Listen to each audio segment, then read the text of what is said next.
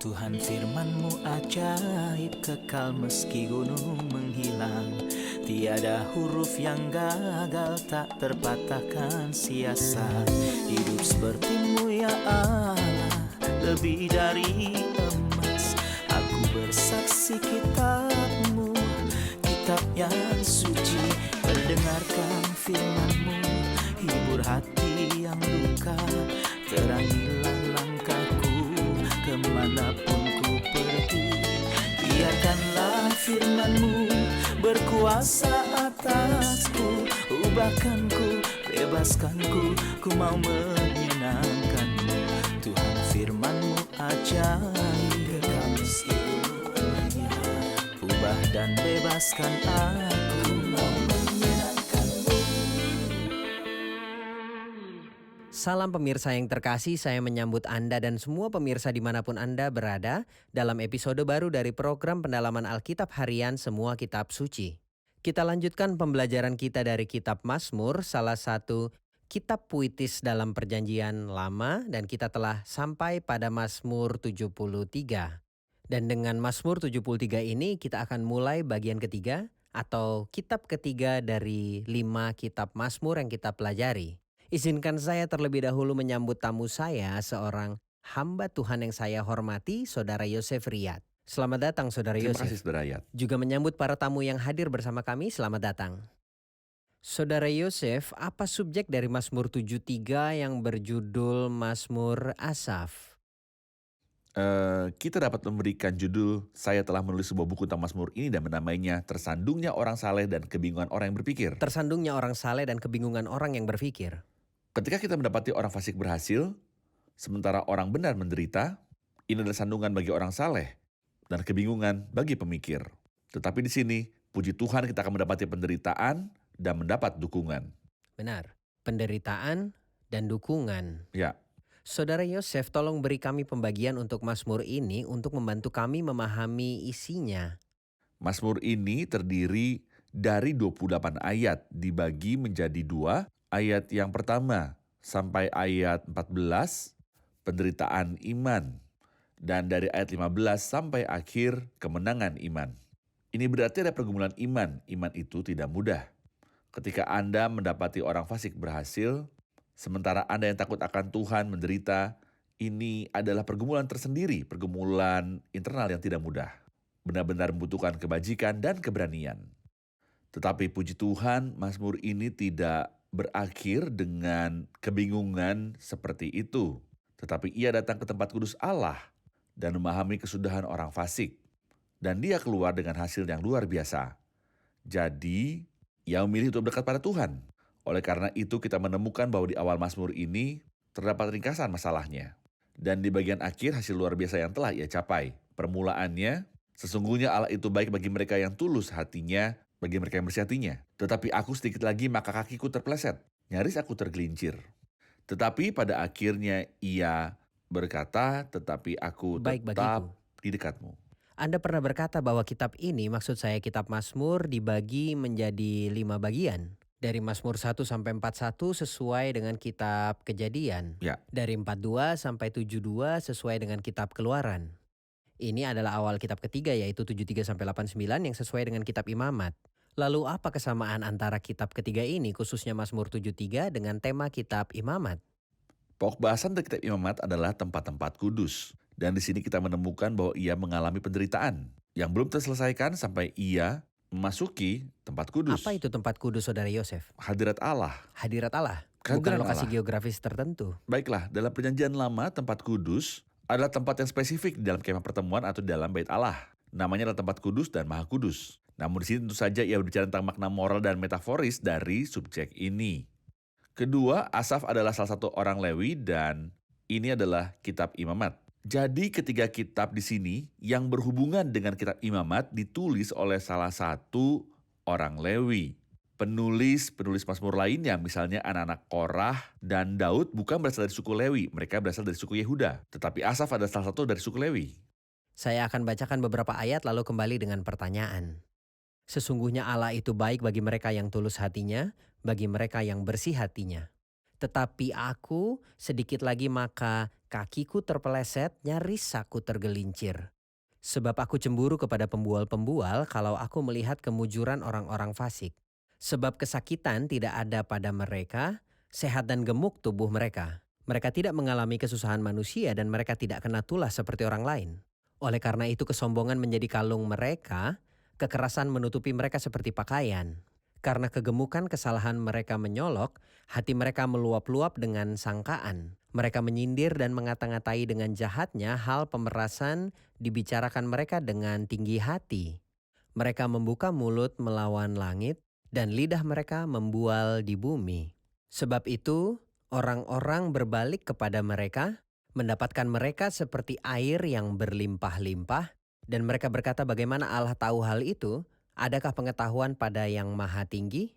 Sesungguhnya itulah orang-orang fasik, mereka menambah harta benda dan senang selamanya. Tolong komentari ayat-ayat ini yang mewakili kebingungan dan tersandungnya orang-orang saleh di sepanjang zaman. Rangkuman dari pengalaman ini dapat ditemukan pada ayat-ayat berikut. Karena sebab aku cemburu. Kalau aku melihat, saya masuk ke dalamnya dan memperhatikan kesudahan mereka. Ini adalah ringkasan pasal ini. Sebab aku cemburu kalau aku Sebab melihat. aku cemburu kalau aku melihat. Benar. Saya melihat apa yang telah kita baca sekarang, kemakmuran orang fasik.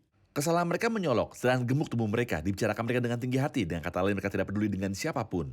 Mereka telah menganggap diri mereka sebagai dewa atau bahkan lebih dari dewa. Hal-hal ini telah membingungkannya. Sebab aku cemburu kepada pembual-pembual. Kalau aku melihat kemujuran orang-orang fasik, ia tetap seperti itu, menderita dan tersiksa. Sia-sia sama sekali aku mempertahankan hati yang bersih. Dan membasuh tanganku tanda tak bersalah hingga sampai aku masuk dan memperhatikan kesudahan mereka. Saya masuk ke hadirat Tuhan. Ya Tuhan, bagaimana masalah ini bisa diselesaikan? Jadi Tuhan mengingatkan dia akan sesuatu yang tidak dia sadari. Bahwa orang fasik telah membesarkan hati mereka atau mengeraskan hati mereka. Seperti pada hari pembantaian, dengan kata lain, mereka terus bertambah besar dan bertambah besar. Tetapi akan tiba saatnya mereka akan dibantai. Sesungguhnya di tempat-tempat licin kau taruh mereka, kau jatuhkan mereka sehingga hancur, betapa binasa mereka dalam sekejap mata. Ini adalah saat dia memasuki tempat kudus Tuhan. Baiklah, kita akan rehat sejenak dan kembali lagi untuk menjawab pertanyaan. Pemirsa yang terkasih, kita akan kembali, nantikanlah. Pemirsa yang terkasih, jika Anda tulus dan ingin berjalan bersama Tuhan, maka itu adalah suatu keharusan bahwa hati Anda harus murni. Hal ini sudah jelas dan normal karena malam mengikuti siang. Kita bertemu dengan Allah hanya atas dasar bahwa Dia telah menyucikan kita. Ketika kita menerima Kristus dengan iman, kita menerima pengampunan dosa.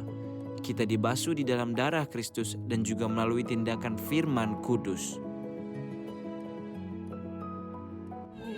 Berkuasa atasku, ubahkanku, bebaskanku, ku mau menyenangkanmu. Tuhan firman-Mu ajaib, kekal meski ubah dan bebaskan aku, mau menyenangkanmu.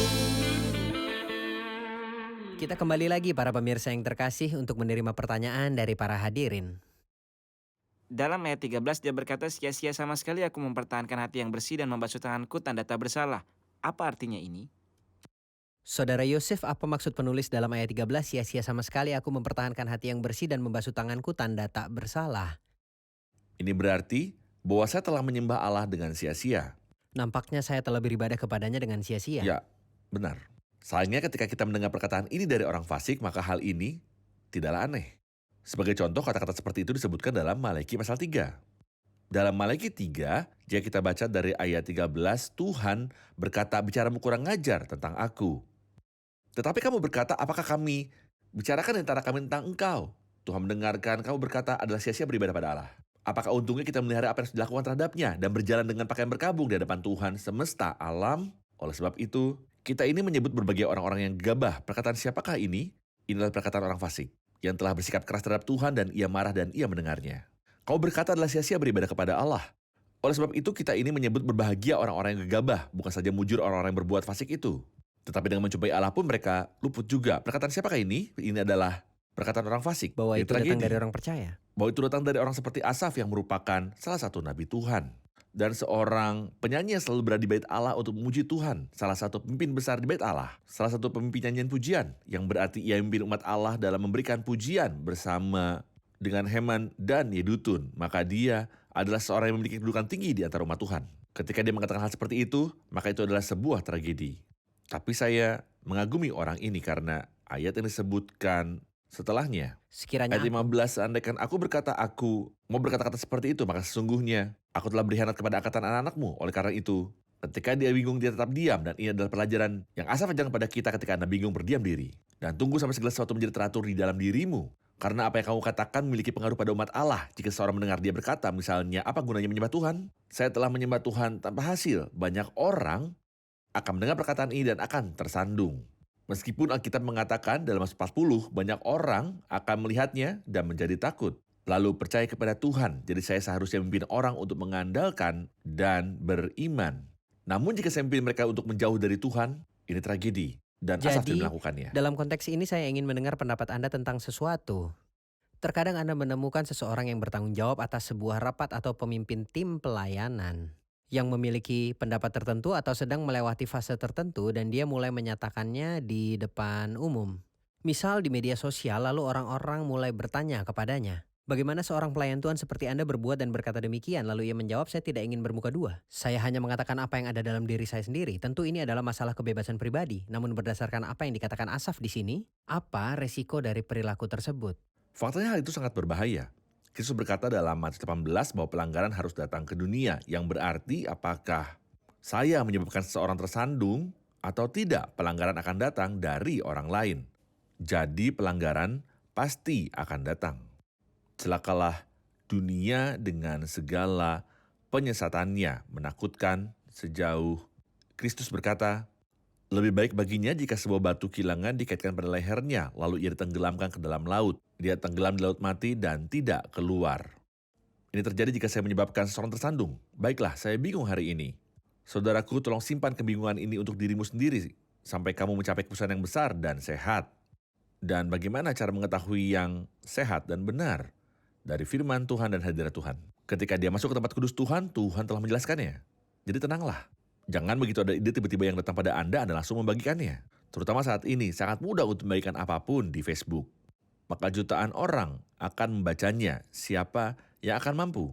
Setelah saya menanamkan ide-ide buruk ini dalam hati anak-anak kecil untuk memperlakukan mereka nanti, bahkan jika saya mengatakan bahwa saya salah, belum tentu semua orang akan membacanya kembali. Memang, ruang lingkup pengaruhnya akan sangat Ya. luas.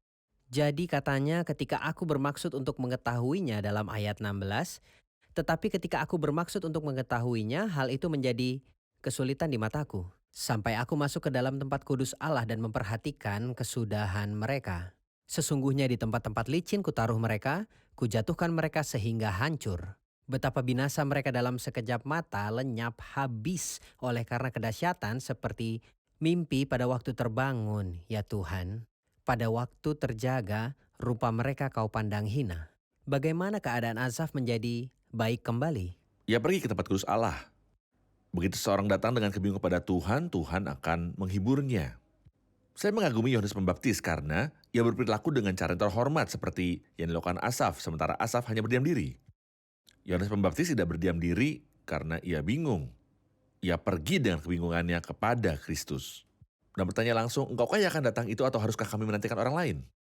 Dan dia mendapatkan jawabannya dari Kristus. Selain itu, Kristus memberikan kesaksian yang paling hebat tentang dia. Jadi apa yang ingin saya katakan jika kita bingung? Pertama-tama, mari kita belajar untuk berdiam diri. Kedua, dan ini yang sangat penting, mungkin yang paling penting, kita masuk ke dalam hadirat Allah. Kita berlutut dan berkata kepadanya, ya Tuhan, saya tidak mengerti urusanmu. Saya tidak mengerti perkara-perkaramu. Saya pernah mendengar tentang misionaris di Afrika yang melayani Tuhan, dan ketika dia menjadi tua, dia kembali ke negaranya Amerika dan dia tidak punya uang pensiun. Kesehatannya memburuk, yang berarti ia tidak akan mengalami hari-hari yang baik. Dan kebetulan saya ikut menumpang di kapal yang sama dengannya, Roosevelt, Presiden Amerika yang sedang dalam perjalanan berburu di Afrika dan dalam perjalanan pulang, dan ketika mereka tiba di New York, ada sebuah band yang menyanyikan lagu kebangsaan. Menyambut siapa? Tentu saja Roosevelt, dan sang misionaris pun keluar tanpa disadari dan tidak ada yang peduli padanya. Jadi dia menjadi kesal dan berkata kepada istrinya, "Sungguh saya tidak dapat memahami urusan Tuhan yang melakukan saya dengan buruk." Istrinya berakal sehat dan berkata kepadanya, "Pergilah dan katakanlah hal ini kepada Tuhan." Dia benar-benar pergi ke hadirat Tuhan dan berdoa. Dan setelah beberapa saat dia kembali dengan wajah tersenyum sehingga wanita itu merasa tenang. Dan bertanya padanya, "Ada apa? Apa yang telah terjadi?" Dia berkata, "Ketika saya menceritakan masalah saya pada Tuhan, seakan-akan dia menepuk-nepuk saya.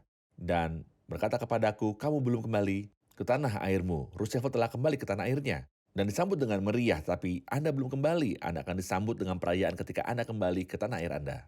Dan ini saya katakan, apakah saya punya masalah? Ya, kita semua memiliki kebingungan dan tersandungnya orang-orang saleh. Jadi, bawalah masalah itu kepada Tuhan. Katakanlah kepadanya, "Ya Tuhan, saya tidak mengerti masalah ini." Tuhan pasti akan menjawabmu. Sungguh pembicaraan yang sangat menarik. Mari kita rehat sejenak dan kembali untuk menjawab pertanyaan. Pemirsa yang terkasih, kita akan berjumpa kembali setelah rehat. Ubahkanku, bebaskanku, ku mau menyenangkanmu. Tuhan firman-Mu ajaib, kami seluruhnya. Ubah dan bebaskan aku, mau menyenangkanmu. Para pemirsa yang terkasih, kita kembali untuk menyelesaikan pelajaran kita dalam Mazmur 73 dan sekarang kita mulai dengan pertanyaan dari tamu kita. Dalam ayat 18 dan 19 dia memberitahu kita tentang akhir dari orang jahat, namun ada beberapa kata yang tidak jelas. Misalnya, sesungguhnya engkau menaruhnya di tempat licin, Anda melemparkan ke dalam kehancuran. Oh, betapa mereka dibawa ke dalam kehancuran seolah-olah dalam sekejap. Mereka benar-benar diliputi teror. Apa arti dari kehancuran, teror, dan apa yang kita pelajari dari akhir orang jahat? Benar. Dikatakan bahwa pelajaran ada di akhir dan Kehancuran. inilah akhir dari orang fasik. Apa yang Hmm. dimaksud dengan akhir dari orang fasik di sini? Saya akan mengatakan bahwa saya bisa melihat 5 hal yang sangat serius yang dipahami Asaf. Tentu dia telah melihat mereka sebelumnya, tapi seperti yang kadang terjadi ketika Anda melihat sebuah gambar yang tidak Anda perhatikan, maka Anda akan memahami sesuatu yang telah Anda lihat dan ketahui sebelumnya. Apakah 5 hal yang dipahami oleh Asaf ketika ia masuk ke dalam tempat kudus Allah?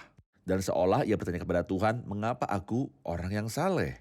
Aku dihajar setiap pagi sementara mereka bertambah kaya."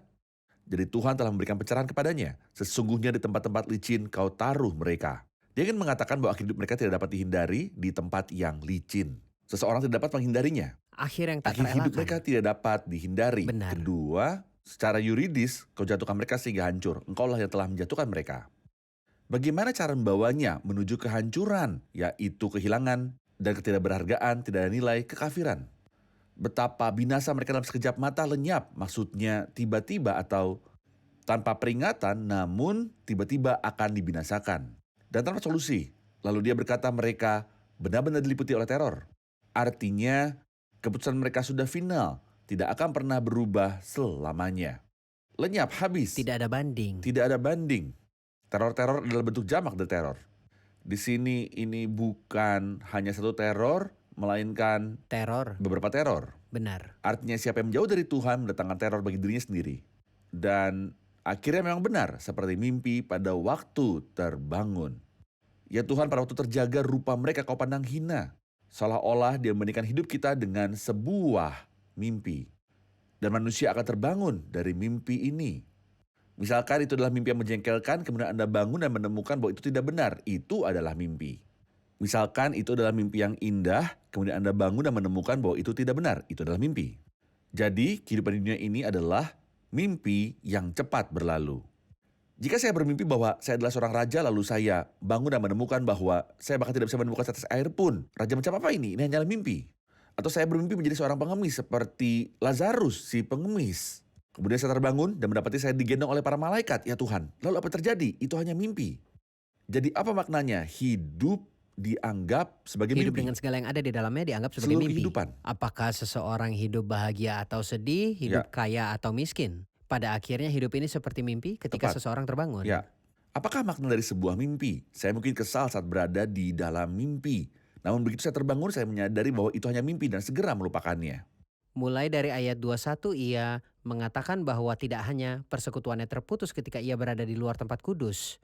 Dan dia telah melihat hal-hal yang membingungkannya, tetapi dia juga mendapatkan beberapa dampak buruk. Ya. Jadi dia berkata, ketika hatiku merasa pahit dan buah pinggangku menusuk-nusuk rasanya, aku dungu dan tidak mengerti. Seperti hewan aku di dekatmu. Meskipun demikian aku terus-menerus bersamamu, kamu memegangku dengan tangan kananku. Dengan nasihatmu engkau menuntunku, dan kemudian engkau mengangkat aku ke dalam kemuliaan. Tolong komentari kata-kata ini. Ketika dia berkata, seperti hewan aku di dekatmu, dia bicara tentang dirinya sendiri. Namun Mazmur 49 mengatakan manusia yang dengan segala kegemilangannya, namun tidak mengerti, tidak tersisa. Berarti tidak tetap dihormati, tidak dihargai. Kehormatan yang Tuhan berikan kepadanya boleh disamakan dengan hewan yang dibinasakan. Di sini ia tidak menghargai hubungan dengan Allah, dengan umat Allah dan penyembahan kepada Allah. Seorang pemimpin nyanyian pujian yang iri hati terhadap orang fasik karena hal-hal yang fana dan sementara. Jadi dia berkata di sini tentang dirinya sendiri, seperti hewan aku di dekatmu, tetapi aku tetap di dekatmu, engkau memegang tangan kananku. Dengan nasihatmu engkau menuntun aku. Dan kemudian engkau mengangkat aku ke dalam kemuliaan. Dan ini mengingatkan kita pada apa yang dikatakan dalam Mazmur 56. Engkau menghitung pengembaraanku. Itu berarti bahwa aku telah tersesat daripadamu, tetapi engkau Tuhan tidak pernah meninggalkan aku. Engkau memegang tangan kananku pada waktu yang tepat. Dengan nasihatmu engkau menuntun aku. Dan kemudian engkau mengangkat aku dalam kemuliaan. Ia mengingatkan kita pada Henokh yang berjalan bersama Allah, dan dia tidak karena Allah membawanya. Kemana Allah membawanya? Dia menerimanya Benar. dengan kemuliaan. Dan di sini Asaf berkata, dengan nasihatmu engkau menuntun aku, dengan caraku, dengan nasihatmu. Saya sudah menduganya ketika dia berkata di ayat 23, tetapi aku tetap di dekatmu. Itulah yang kemudian dia katakan, contohnya aku memegang tangan kananmu. Bersamamu karena aku memegang tanganmu, namun dia berkata, meski demikian aku terus bersamamu, kamu memegang tangan kananku. Apa tanggapanmu mengenai genggaman tangannya kepadaku dan kehadiranku yang terus-menerus bersamanya? Kecuali jika engkau memegang tanganmu, aku akan bersama mereka yang tersesat. Sesungguhnya tangan kita kecil, dan jika kita memegang Tuhan dengan tangan kita, ada kemungkinan suatu saat kita terlepas dari tangannya dan meninggalkannya, tetapi dialah yang memegang kita. Dan saya pikir ketika seorang ayah berjalan dengan anaknya, terutama di daerah yang berbahaya, bukan anak yang memegang tangan ayahnya. Tidak, di area ini secara khusus, jika anak ini ingin meninggalkannya, saya akan berkata padanya, tidak, di area ini saya tidak bisa meninggalkanmu. Dia akan terus menggenggam tangan putranya dalam setiap situasi berbahaya dalam hidup kita. Bukan kita yang memegang dia, tetapi dia yang memegang tangan kita. Sebagai hasil dari pengalaman ini, dia memberi kita kesimpulan dari segala sesuatu. Jadi, dia berkata, tetapi aku suka dekat pada Allah. Aku menaruh tempat perlindunganku pada Tuhan Allah supaya dapat menceritakan segala pekerjaannya. Apa yang Anda lihat dalam nasihat terakhir ini? Pertama, saya melihat sebuah jembatan besar yang dibangun oleh Tuhan, bagi dialah segala kemuliaan. Di awal Mazmur ini, tetapi aku sedikit lagi, maka kakiku terpeleset, nyaris aku tergelincir. Dan di akhir Mazmur, tetapi aku suka dekat kepada Allah. Dan hal ini mengingatkan saya pada Kisah Para Rasul 9 ayat 1 dan ayat 22. Sementara itu berkobar-kobar hati Saulus untuk mengancam dan membunuh murid-murid Tuhan. Akan tetapi Saulus semakin besar pengaruhnya dan ia Benar. membingungkan orang-orang Yahudi yang tinggal di Damsyik. Siapakah yang buat perubahan pada diri Saulus dan siapakah yang buat perubahan pada diri Asaf, orang percaya itu? Yang membuat perubahan pada diri orang berdosa, Saul, dan orang percaya, Asaf, adalah Tuhan. Hal kedua yang dapat kita pelajari adalah bahwa ketika Saul mengalami keraguan dan kebingungan, ia tetap diam. Namun ketika ia mencapai keyakinannya yang tulus, ia berkata, aku menaruh tempat perlindunganku pada Tuhan Allah, supaya dapat menceritakan segala pekerjaannya. Baik. Jadi bukan hanya dia berdiam dari ketika dia bingung, tetapi ketika dia mencapai keyakinannya, dia mulai menyatakannya. Saya percaya karena itu saya berbicara. Ya, benar.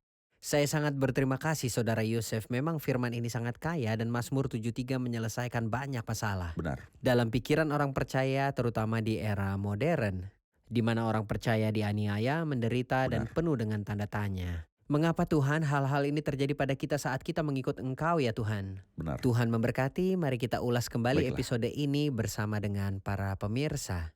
Apa yang kita pelajari dari episode hari ini? Seringkali ketika kita tersandung atau merasa bingung atau menjauh dari pertemuan atau hadirat Tuhan dan berkata bahwa kita akan kembali ketika kita baik-baik saja, padahal tidak ada sesuatu pun yang dapat meluruskan pikiran kita dan membuat kita memahami hal yang benar kecuali hadirat Tuhan. Maka hendaknya kita memulainya dari hadiratnya, jadi jauhilah jebakan iblis yang membuat kita semakin menjauh dari Tuhan. Setelah apa yang telah kita dengar, doa saya adalah agar kita tidak meninggalkan tempat kudus, sehingga persekutuan kita tidak terputus, tapi agar kita selalu berada di tempat yang benar, sehingga kita dapat melihat sesuatu dengan benar. Dan menurut apa yang telah kita pelajari hari ini, itu akan berdampak positif bagi hidup kita. Ketika saya memiliki banyak pertanyaan yang membingungkan dan meragukan, saya membawanya ke hadirat Allah seperti saudara Asaf. Mungkin saya tidak mendapat jawaban, tapi saya mendapatkan kedamaian dan kenyamanan. Petrus? Menurut episode ini, doa saya adalah untuk terus memandang Tuhan dan tidak menundukkan pandangan saya untuk melihat orang lain dan apa yang terjadi dalam hidup saya.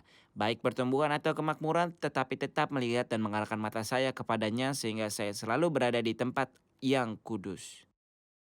Terima kasih Saudara Yosef, Tuhan memberkatimu. Tuhan berkatimu. Pemirsa yang terkasih, saya akan memberi ringkasan dari pengalaman Asaf yang dipersembahkan kepada semua orang percaya di sepanjang zaman. Tetapi aku suka dekat pada Allah.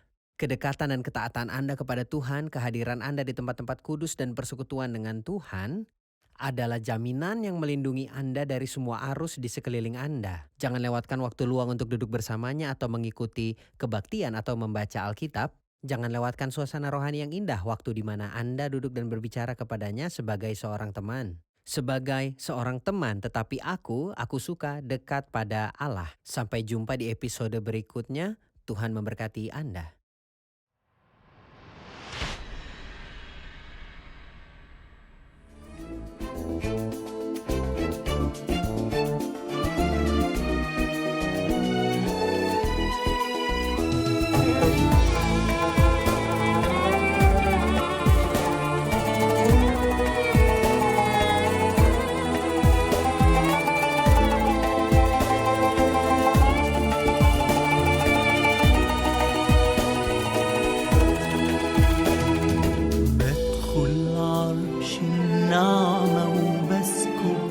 نفسي أمامك ناظر ليك واسجد لك من قلبي وبطلب إنك ترفع نفسي إليك بدخل عرش النعمة وبسكت نفسي أمامك ناظر ليك واسجد لك من قلبي وبطلب إنك ترفع نفسي إليك أصلك سامع قلبي الضارع قلبي اللي بيشتاق لحضورك المس روحي اشفي جروحي واكشف كل خبايا بنورك أصلك سامع قلبي الضارع قلبي اللي بيشتاق